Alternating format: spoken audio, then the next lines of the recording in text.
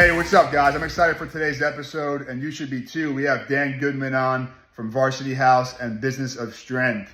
He's a really good friend of mine, a mentor of mine, and he's going to be hosting an event, the Business of Strength, September 19th and 20th. It's coming up in about 2 or 3 weeks, and we have a discount down below. Check it out. Hope you enjoy the show. All right, guys, welcome to another episode of the Ignite Initiative. I have a really good friend and somebody I really admire and look up to, Dan Goodman of Varsity House Gyms and Business of Strength. Welcome, Dan. Thanks for having me here, Mike. I'm super excited to be here with you and your team. First time at RAF, and building's beautiful. This legit podcast studio behind the cameras. We got our boys Matt and Gabe just making us look pretty here. But excited to be here and have a lot of mutual respect for you guys and what you do here with all your businesses and Ignite and RAF and NXT. I can't even keep track of all the businesses you're running. Yeah, that's thanks to you guys for helping me manage it. And, because we met a while back at part of a different mastermind, and I always loved how you and Joe carried yourself, and I kind of just followed you guys from there. And then I was like, you know what? I love who these people are, like what they're about, what they stand for. So let's hire them for our next, business coach to coach us, because we needed it. We needed that structure, really, is what we needed. So we reached out to you guys and, as friends, but joining the Business of Strength has been the best thing we've done for all of our gyms, basically. Thank you, man. Yeah. And something about that too is like, we started going to events not under the pretense of being like, oh, we're going to get business out of this. We're part of another mastermind, the SPF and Vince Gabriel's mastermind, still are as clients. And those experiences are for us. And I think when you go and you handle yourself and you conduct yourself in a certain type of way, people are either gonna vibe with that or they're not, but that's their decision. We weren't going there being like, hey, Mike, you want to join the Business of Strength. It's just, you give, you're giving with your time, you're giving with your expertise, you're picking up the phone when people are calling. And, I think if you do that in any business for a long period of time, opportunities start to come your way. Yeah, no, and I didn't even realize you guys had that at the time, to be honest. So you guys definitely weren't doing that. I vetted you guys out, and it came up on my feed one day, and that was it. That's how it all started. Cool. So Dan, gym business, obviously a big part of your life. How did this all start? Where did it start from? Man, like you, fellow offensive lineman. Yeah. Honestly, like I look back at the origin story of it, and the truth be told is I love playing sports. And way back when in 8th grade, people started getting bigger. I wasn't. I started getting fatter and started widening out. I started getting slow. And I got cut from the basketball team, cut from the baseball team. The only team that didn't cut anybody was football. And I was celebrated for being a fat guy. Yeah. And I'm like, all right, cool. Like now I could be the big guy. And I started hanging out in the weight room, obviously, eventually hit puberty and kind of, grew into my body a little bit. And I started becoming a good football player. But as you know, a lot of times with football, it's like the relationship between weight room and being an offensive lineman, you end up spending way more time in the weight room. For sure. So my mom saw that. She's like, you should get a job at a gym. So, of course, being the way that she is, she's like, here's the application. She's forcing me to go down and submit it. And one of my first real jobs on the books was working at a gym called NVSA. NVSA was shortly, right after opening, they were purchased by a gym brand, Parisi Speed School. Oh, wow. Okay. And so I was working the front desk at Parisi Speed School selling $1,000 speed training programs as a 16-year-old. Wow. So it just, people were coming into that gym just wanting to throw money they were the first ones. We're going to make your kids fast. One of the coaches in that gym was Martin Rooney. Martin Rooney was my high school speed coach. And so I saw this wow, this could be, if football doesn't work out, this could be a real, every kid in high school thinks they're going to play in the NFL. And I'm like, okay, but if that doesn't work out, then I could be a strength coach. One thing led to the next, and I met Joe Rigio, and he started, he was my coach during college over Christmas break, a month or two when I was home in the summertime. And that type of training. And that was at Varsity House? That was at Varsity House, the original, okay. in the trucking loading dock. I mean, no HVAC, barely any lights, but he was attracting all the local, like super localized high school and college football players. I'm like, man, I love this. And it was different. It was true like conjugate style training and strongman training, like odd implements. I had never done any of that shit before. So, obviously fell in love with it, and I graduated in 2008. There was no job. So before I was going back for my 5th year, I said to Joe, like, hey, man, when I come home, I think I could help you do this. He's like, well, why don't you try to help me right now, kind of testing me out to see if I could actually help. Yeah. We ran a camp that summer. A bunch of kids showed up. And he said to me, he gave me kind of a sales test. He says, listen, man, this summer, anybody that you bring to train here, I'll give you $100 for each kid. And he jokes about it. But I had a younger brother who's 9 years, obviously... he was playing, he's 9 years younger than me, and he was playing Pop Warner. So I'm like, hey, Matt, you and all your friends are coming to train with Rigio. There you go. My high school football coach, I'm like, hey, you guys need this team training account. Every kid on the team signed up. So that alone right there, my next door neighbor, Jordan Miggs, I know he'll listen to this. He still trains at the gym to this day. He played offensive line at University of Albany. So we signed up like 35 kids inside of like a week. I went back to school with $3,500 or something, so something Joe that. Paid you on time? Oh, he paid me on time, crisp $100 bills. And, wow. I proved to him that like, hey, I might not know shit, but I'm willing to take action, and I'm unafraid about, making this a real career. And, I'm obviously skipping some steps here, but my parents, I had to pitch my parents like, hey, mom, dad, like, this is what I want to do. I need some money to do it. I was fortunate enough that my parents had earmarked some money for me to go to college. I earned that scholarship, and luckily for me, they didn't spend that money. They kind of earmarked that money for me. Awesome. And they gave me $25,000. I bought in an equitable stake in Varsity House in 2008. And it's been the only real job I've had since. Wow. That's amazing. Like that's insane how that happened. So basically, really just starts with asking the question, right? Because I think a lot of people have a hard time doing that. It's just simply, if you want something, just ask the question. Because I feel like sometimes people just shy away from opportunities and they don't create them for themselves. But by you simply asking Joe, you think you could help out? Can I help out? That created your rest of your career. Yeah, but it's also too like action, right? Money talks and bullshit walks. Like I made that guy Joe money, real money inside of a 2-month period. And I remember when I really was thinking about doing this, I said to him like, hey man, I think I'm going to do this. And I remember he was going on vacation. I think it was his first vacation he took. I still remember he was going to Grand Cayman. And I was like, hey, man, who's going to be here to train everybody? Yeah. And he's like, I'm just going to close the gym. I'm like, so when you go away, though, and I'm literally asking, like, I'm trying to be inquisitive, like, so you don't make any money when you go away? He's like, no, man, I don't make any money. I'm a service business. I don't make shit.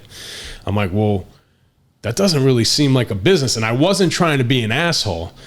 And he's just like, I remember it just stumped him. I'm like, look, dude, if I'm here, and I can work when you're on vacation, and like it'll become more of a just more of a real thing.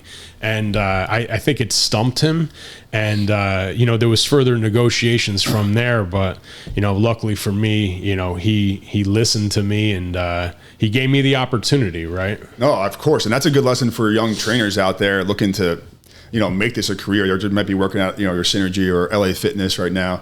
But, if you could find somebody that you work for and you trust in them, you can provide value to them, then you can grow yourself, right? Like, you guys talk about this a lot for the coaches to provide value to their owners because, everybody has pretty much like a dollar cap on their head almost in a way, right? 100%.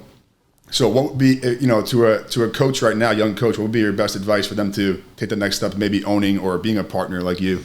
So that's a great question, Mike. I mean, it's important to note that when I did become a quote unquote partner, and I was not making any money. Part of the decision on Joe's end was because he's like, hey, listen, I see this guy that's willing to work literally for free. Yeah.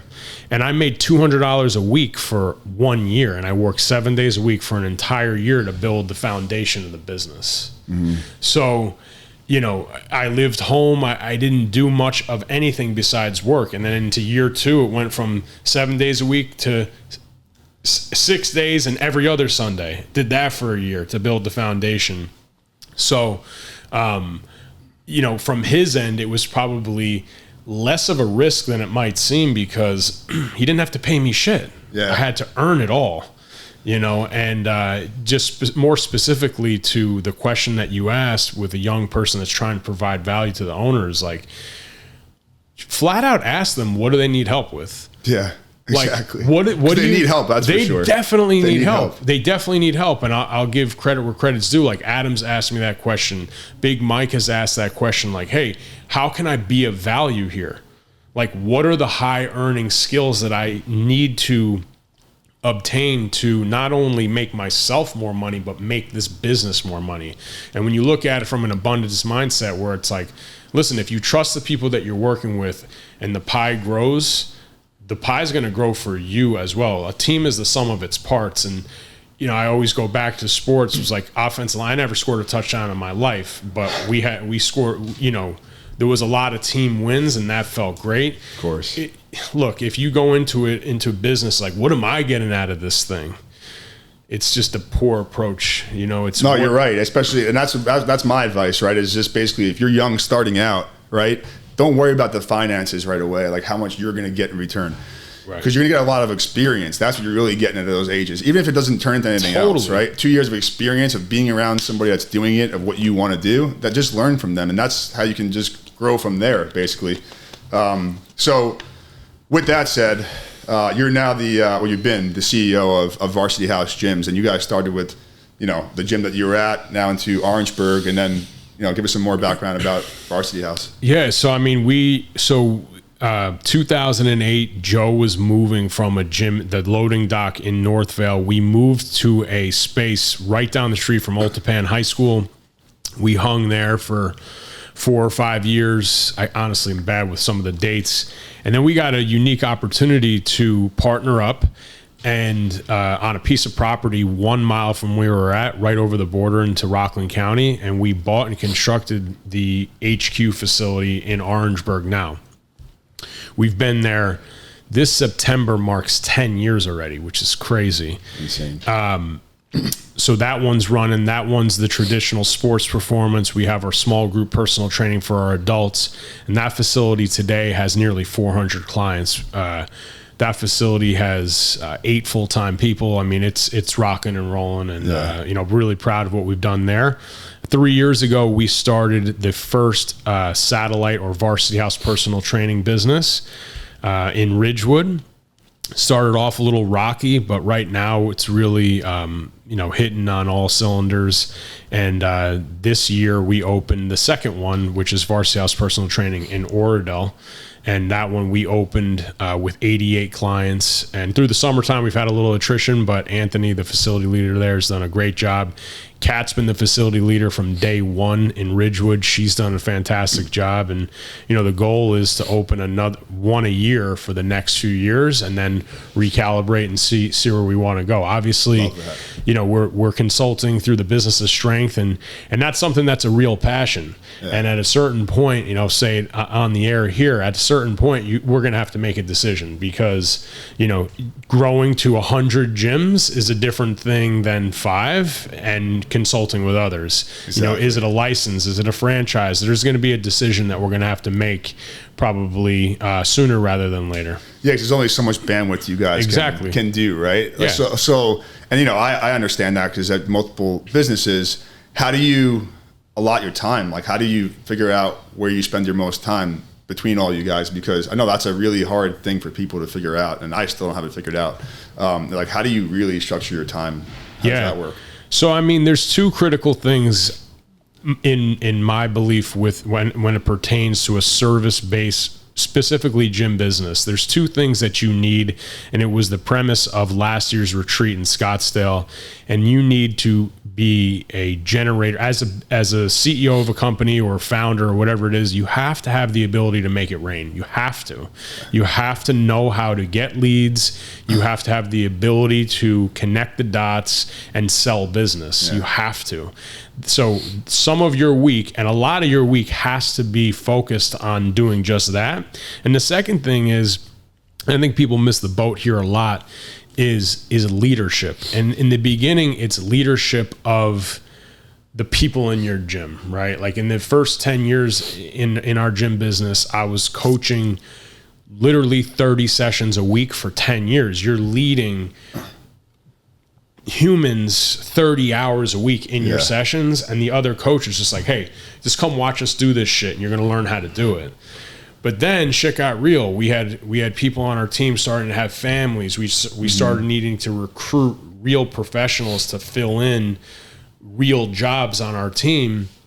And I started to realize, 2018 around there, like, wow, the full-time focus needs to be on the development of our team. And the way I measure that, I don't know if this is the right way or anything like that, but leadership happens for us in meetings, because meetings, you're giving people your number one resource, which is time. Yes. And just being able to sit down, even at, like, let's say you're the facility leader of RAF, you're the GM, and I come in and I just give you an unobstructed hour every Monday. What's going well? What do you need my help with? And I shut up and I just let you talk. We're going to be on a very, we're gonna know what's going on before it becomes an issue, and it also gives you a platform to, have some presence with your people. And I don't know, I think today, like with Zoom and all this other shit, like it's just, presence can be absent on the phone, on Zoom. There's just a difference. There's a reason why you said to me, hey, let's do a podcast. I love doing them in person. When can you get out here? Yeah. I mean, we do a lot of podcasts on Zoom. The business is strength. We record on Zoom. We got to talk to Simmons Media about that. But but doing this conversation already, to me, is just way more. It's way more memorable. Yeah, it for sure it is. And the video that you guys did though recently with Joe and Zach was awesome. I love that style too. Yeah, it's cool. Shout out to Simmons Media for that too. Yeah. The style of it was really cool. Yeah, it was awesome. It was. Now, in terms of your leadership, does it all start, Dan, with the KRAs and the responsibility and, like putting, because you guys help us a lot with that part. That's really where we got the most value out of, with you guys coaching us, because we thought we had it down, but we didn't really know each position. And I think a lot of entrepreneurs like have a hard time with this, is job descriptions and then how to pass it off to people. Yeah, totally, man. I think before that, and this could be overused and you hear everybody talk about this, but the first thing is what are your values? Like, what do you value as a business? Because once you can identify those values, it can become clear. People could be into all sorts of stuff. I don't care what kind of haircut you got. I don't care what kind of shoes you like, what you like doing on the weekends. That's inconsequential to me. But it's what kind of core values, like how do you treat people? Yeah. Like, what are you committed to doing? Are you about this vision that we have? Right? That's first and foremost. Once you have that figured out, then it goes into, what are you keeping score of? What are you keeping score of? Because I know for us in 2016, 2017, we had a team of savages that showed up to work every day, and it was just like, I'm going to outwork you. I'm going to outwork you. But at the end of the day, when we would have meetings, we would just argue about like nonsense. Yeah. And nothing that moved the needle. And nobody could say, hey, in the room, like, Mike is responsible for this number. Dan is responsible for this number.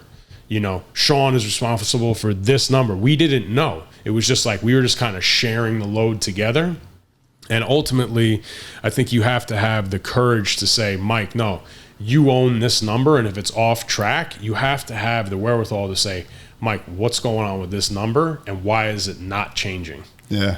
And you just stop talking and let that person talk. That level of accountability changes things. So true. And you guys helped us so much with that, because like you said, it was like fights with us, like in our staff, nothing crazy ever, but it was just like, we weren't sure. Now, like literally 2 weeks ago, we had an issue with one area of the business, and we knew exactly who it was. And we addressed it that way. It's nice and easy to address it that way. 100%. Instead of like yelling at somebody. It's like, we have these responsibilities. This is what we agreed on. Why isn't it happening? How can I help you get it to happen that way, right? And totally. that's how it goes.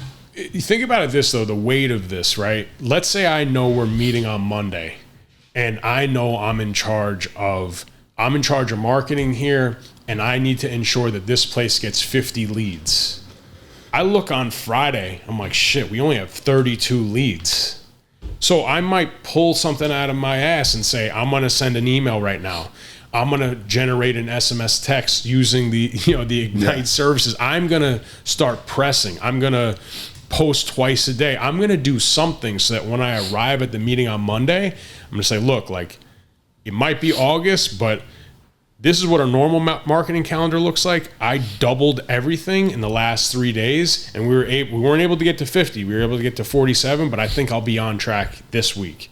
It's another great lesson for somebody to listen to. You're coming to the meeting with ammunition because dude, like Mike's going to ask me, hey, Dan, 50 leads, yes or no?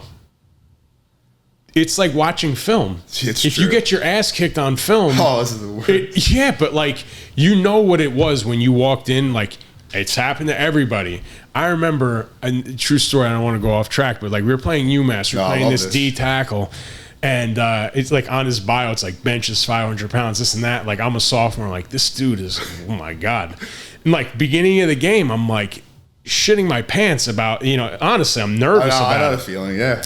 He runs me over, bang, boom, right on my back. Dude, the whole night, like, we win the game, like, everything. All I could think about, I'm out to dinner with my family. We go out and we party after the game. All I could think about was the film session on Sunday and getting ridiculed for that one play. Who's to blame? Nobody else. You got your ass kicked, right? So that's accountability, though. Yeah. You're right, though, and I didn't even look at those meetings like that, but they were. And, even if you had a good game, just that one play could ruin the whole film session. Dude, it ruins your whole day. My coach made one of my teammates in the line. Our head coach was like our lineman coach, too. So which could be good or bad. Very bad. And he made this kid, Mike Bamiro. He played for I think the Eagles and the Giants a little bit, but he was a 6'9" tackle. I forgot what he did, but he made him sit in the squat hole the whole meeting. And just like on the wall, he was like crying. It was, but talk about accountability, though. Yeah, man. That's if you don't learn it from that, what else are you gonna learn it from? Yeah, and probably that meeting he was saying, you're weak, you're fat, you're this, and that. Yeah, exactly. Those meetings. Yeah. I wonder how they are now. I think they are like that now. I don't know. I don't think as much. Yeah, Dan. So you guys, Varsity House is rocking. Business of Strength. Why did it start? How did it start? And when did it start exactly? And So. We talked about it a little bit at the start of the show, but the Business of Strength never was something that we were like gonna do. Yeah. It was something that we were going to Jim Jones 2012 to we still have a relationship there, but 2012 to 2018 we became fully certified instructors, Joe and I, and we thought like, hey, we're gonna get in here and we want to start teaching our own courses for Jim Jones, which we have done. And hopefully it could spin off and we can do our version of a sports performance seminar with Jim Jones. Now, the thing is, you go there, you meet people from all over the world. And every time we're going there, like at the time, we're training NFL combine athletes, Olympian hopefuls. Like we're training some legit people. Nobody's asking us about training. Zero. And like we're going there, perform. We're strong, in shape. Nothing. Zero. Everybody was asking us business questions. That's all they were asking us about. Because we were the only ones that weren't moonlighting another, like, oh yeah, you're bartending and you're training, or you're it's working. A real business. It's a real business. And we're like, I said to Joe, I'm like, look, man, we have to answer the questions that people are asking. Why don't we just host a seminar and see what happens? And I believe it was like 2016, we hosted a 2-day business workshop at the gym.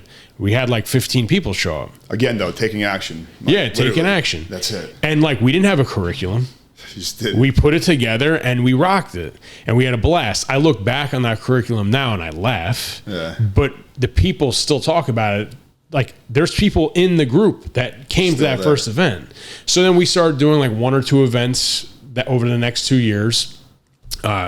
We went, there was a connection from Jim Jones in London. They're like, hey, we want to host you in London. We went there. We had a guy with a camera come film us. We released this like cool commercial or whatever. I don't even know what we were selling because we weren't selling shit. We were just trying to create awareness for the gym and show people how we were conducting a gym business. And it's probably amazing going to London. It was sick. It was awesome. We had a great trip, a paid trip. We made a little bit of money, not a lot at all. But again, action. It was not convenient. It was not perfect. Experience. Yeah, and we came home and we decided like, hey, there's enough people that are hitting our email every week that want more of this. Let's just put out a strongest year program. That's why it's still called that, the strongest year program. We're taking 10 gyms. And we started that 6 years ago. And I'm proud to say of the 10, four, now it's the strongest 6-year program. Yeah, and, exactly. You know, obviously it's become a standalone business and we've been able to, we do five events a year. You know, we've got our strongest year retreat coming up again here in Scottsdale, September 19th and 20th. You'll be there speaking. And it's just, it's evolved into a real thing, but really, I guess nothing's an accident, but it definitely was not on the vision plan. Gotcha. Something that we hung up in the gym, though, it's important, though, to talk about is we've always from the beginning wanted to be recognized as by our peers. It's in the gym now, to be recognized as world leaders in the field of strength and conditioning. So we knew we wanted that in some capacity. We always thought it would be in the capacity of like published work. Yeah. But this is the route that we've taken, and I'll tell you, it's you get the same fulfillment seeing somebody take their business from point A to point B in a positive way that you do from coaching somebody on the floor to lose 20 pounds or make the varsity team. Same feeling. You're just helping people, basically, right? Yep. I feel the same way. I think it's even a better fulfillment, at least because it's like more newer for me, I think, right? But helping somebody organize their business and help them out that really can make an impact on their life is amazing. That's great, Dan, and that's amazing what you guys have built. Wasn't there a story, I think you said it last seminar, you guys flew somewhere, I forget, you and Joe, and it was like not a great turnout or something like that in the beginning? 100%. And it wasn't like we had the business of strength rocking and rolling. We had people in the program. We had done sold out events, and we said, you know what? And honestly, it was just like, hey, we're working with a gym in Scotland. I love the movie Braveheart. I want to go to Scotland. So I hit them up. I swear to God, and I was like, "They're great dudes, everyday athlete. They're awesome. Shout out to those guys."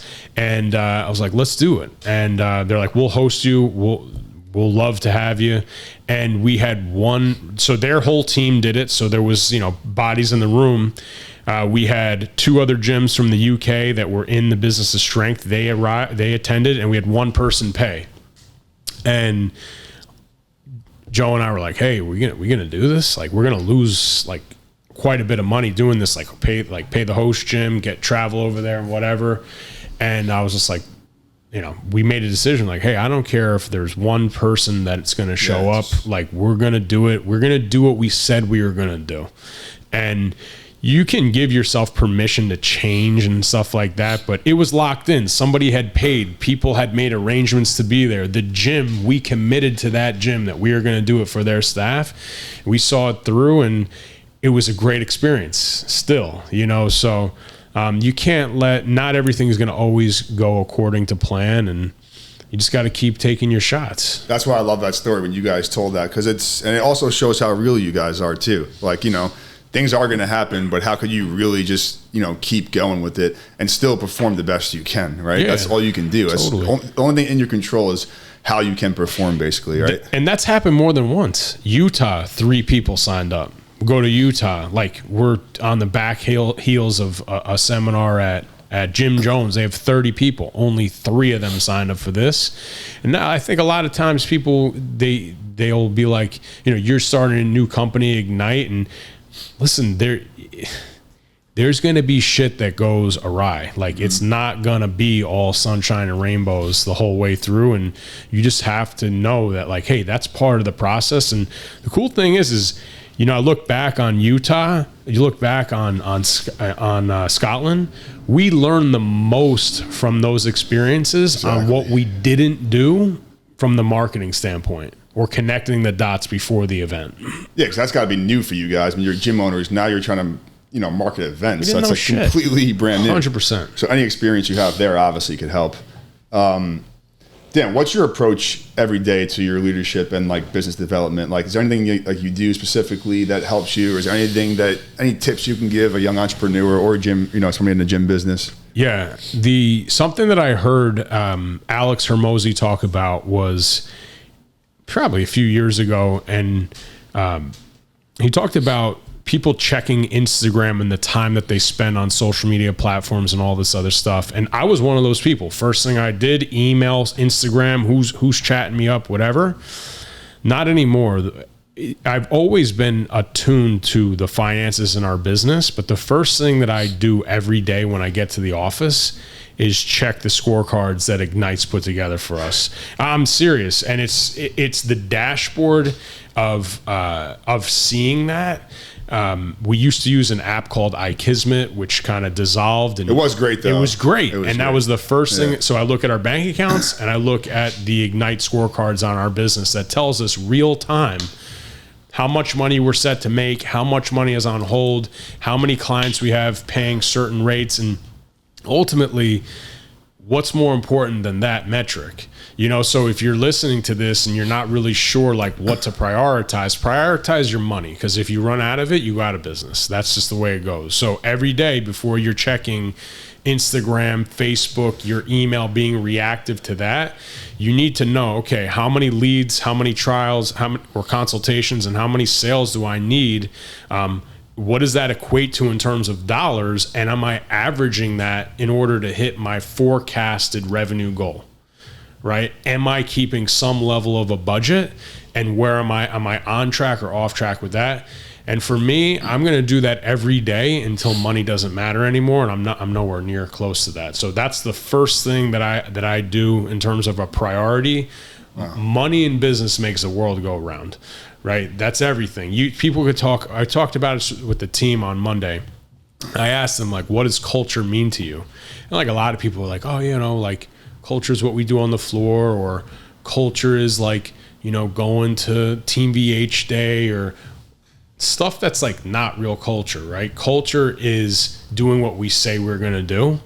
And the only way that comes full circle is like, okay, what are we responsible for? And I'm responsible for money, right? So we could be doing all these fun things, but I said, hey, this Friday's payday. If checks don't clear on Friday, how's our culture? Yeah, exactly.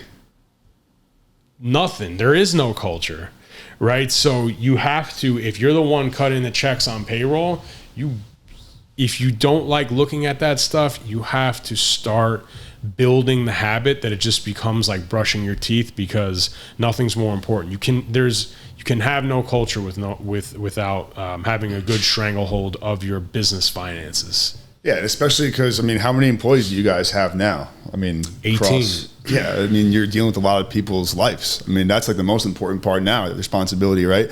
And it's like, they always say the business owner comes last. Obviously, you should take your salary and stuff like that. But at the same time, you got to eat. Exactly. And it has happened. We have skipped payrolls, like personal payrolls, and it's just part of the deal. But does that answer your question, like on terms of leading, like what I'm doing to lead? Or no, of course. And then the next question I had on top of that now, with all the employees you have, because the thing that I have a hard time with is I like to schedule my deep work. So I've got a lot better with, thanks to Tony too. He's helped me out with that a lot, my scheduling. But I have my deep work hours. But okay, I have a lot of employees across all the businesses, and if I'm getting texts from them, clients, I that's already handled now by staff, and that part I moved past. But employees texting me, answer, not answer, is there a certain time you do it, like, or is it the urgency factor? Is there a fire to put out? Like, because I have a hard time not answering people, basically. I have a hard time doing that too. There's a couple. So there's a couple anchors that I'll have where I'll really try to not be active. And one anchor that I have is a personal one, is I try to be home for dinner every day. and it doesn't happen perfectly, but before dinner, I go out and I'll play with my son Chase, baseball, ride bikes, go to the pool, whatever. We eat dinner and then we hang out and put him to bed. So from 5 to say 8 o'clock, I really try my best. It doesn't always happen to not be active. Gotcha. I also schedule, I have 3 days a week that Mondays and Tuesdays, Monday, nearly the entire day, I am speaking with teams. So like if somebody's got something, we have a rolling Google document, let's throw it in the Google document. And we know that we have, even if it's 15 minutes, we're going to meet. Tuesday is very similar to Monday. Monday is my Orangeburg day. Tuesday is the personal training businesses and meeting with both Adam and Joe about the business of strength. Wednesday is town hall once a month, but it's a work day for me. Thursday is a business of strength client facing day. All day I'm open for calls on Thursdays. Fridays is another deep work day. And that's how I've structured. So by the day you break it up. That's really cool. I like that. The first 2 hours, Monday, Wednesday, Friday, I train. So Monday, Wednesday, Friday, I'll get in early. I'll train myself. I have one client that I've trained for over a decade. I always train him. And then after that, I'll usually have 90 minutes to 2 hours to get some work done. But then really my project-based stuff is Wednesdays and Fridays. And obviously on the weekends, like, as an entrepreneur, is there a day that I'm not answering text messages? No. Yeah. There's just not. You can condition your team. We use a Slack feature. That has cleaned things up. Like, I'm not going on Slack on Sundays. Gotcha. If you need something, urgent, the building's got to be on fire for you to call me on a Sunday. Yeah. But I think part of the role is you have to be available for your team. Gotcha. And just setting the boundaries like you do and segmenting by the days seems very valuable as well. That's awesome. Dan, so future, VH and, BOS, what do you, I know you say it depends obviously, which way of the bandwidth, but what are you guys thinking? Yeah. What's the next move? My thing is I believe, look, a 10-year target, people can have them. They talk about all my vision board, my timeline. Like, I think that's, kind of bullshit. It's overrated. I do. I think it's important to know in 10 years, like the type of person that you want to be, the things that you'd like to accomplish. But when it happens, it happens. I do think when you can pare it down and you can have, Donald Miller talks about it a lot in your vision to have 3 economic objectives for 1 year and 3 years. And I think when you think about 3 years from now, it feels like you could go and touch that, right? Yeah. Like, at least that's how I feel with our businesses right now. I look at it as like, okay, well, if we open 1 gym a year in the next 3 years, I know exactly how many members we're going to have. I know exactly what kind of revenue we're going to need to have. And to service that revenue, I know exactly how many employees we will need to hire. That's important to know. So when you distill it down to that, I know 3 years from now, speaking candidly here, we're going to open a gym every year for the next 3 years. That is our goal right now. If things change, like it could be, we could go the next 2 years and be like, you know what, this is going great and, we're good with this. But the goal was to do 5 personal training businesses and also have our main locations. So have 6 spots. 6 gyms, yeah. And then with the business of strength, we've got a goal right now to have 30 gyms in the Strongest Year program, which we nearly do. So we have to rewrite that vision plan, but I could see that doubling in size in 3 years, but I'm loving that. I could see it definitely doubling in size. I could see tripling, honestly. I just love doing that, and it doesn't really feel, I don't want to say it doesn't feel like work because sometimes it can, but it's like coaching. It's fun though, right? Yeah, when you're in the midst of coaching on the floor, you're coaching a group of people that want to be here, that love it. Yesterday you were telling me you were showing up to an event at Vioria, right? With 40 clients. Yeah. The vibe is good. The energy is good. Like, I would show up to something like that for free, exactly. And I look at coaching, and the reason why I loved it is if I hit the lottery, I always joke, like, I'm going to go back, I'm going to coach offensive line, for a high school. But I also say the same thing. It's funny. I would also be coaching gym owners and the right type of people, right? That want more for themselves, and they want to turn their passion into profession. And I hate giving you a roundabout answer as to where it's going to go in terms of like number of clients. I just know what type of group that we would like to lead, and I want to make sure that the business of strength, I never lose touch with reality of like who's in the group, what they need, their wants. I want to be on a first name basis with everybody in the group. Gotcha. And gotcha. know you guys definitely are. That's and know what they need and have the ability to, come out and do podcasts like this, on a moment's notice. And I love what I'm doing right now, and I don't want that to change.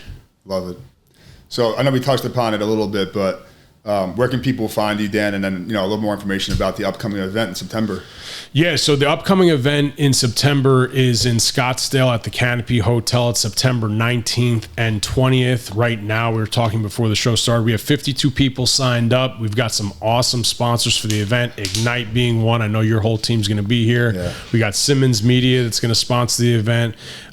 We've got gyms from literally like all over North America. The lineup is killer. I'm super pumped for it. I'm pumped to be a student. I have my notebook here, taking down notes, like just being in this space. You have something to learn from everybody and every experience. But those are 2 days that are action packed, and it's a lot of fun too. I mean, you were there last year. Yeah, no, it was amazing, and I've been to so many in the past, but the energy in that room was amazing, and just hearing everybody else helps you learn and also solve their problems a little bit. Helps you learn more about your own business a little bit too, right?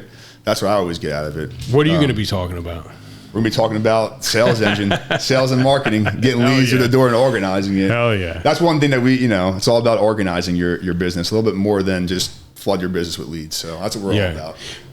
Something that I learned from you in your last presentation, The Business of Strength, is how detailed you are with some of those metrics, where I'm kind of just looking at like net membership gain or loss, obviously attrition percentage.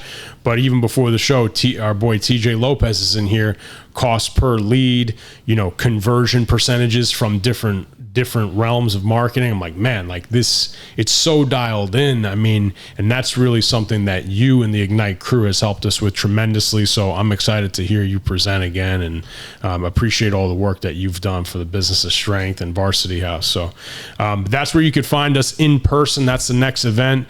Other than that, you could email me. It's dan@varsityhousegym.com, and then Instagram, I'm pretty active there. It's Dan_Goodman 78.